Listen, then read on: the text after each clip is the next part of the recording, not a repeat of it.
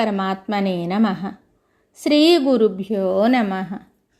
గురువాయుపురాధీశం విష్ణుం నారాయణం హరిం వాసుదేవం జగన్నాథం కృష్ణం వందే జగద్గురుం. నారాయణ భట్టతిరి కృతం శ్రీమన్నారాయణీయము.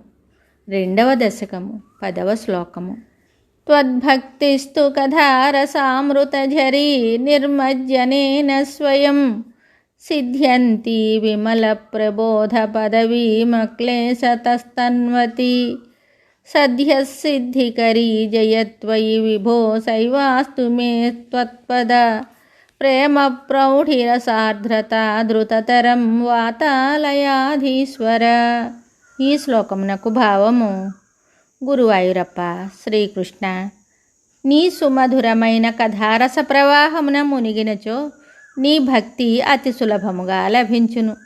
సుందరమైన నీ కథలను వినుట చేత నిర్మలమైన జ్ఞానము కూడా మిక్కిలి సులభంగా సిద్ధించును. దానివలన భక్తుడు తాను కోరుకున్న కోరికల ఫలములను కూడా వెంటనే పొందగలుగుచున్నాడు.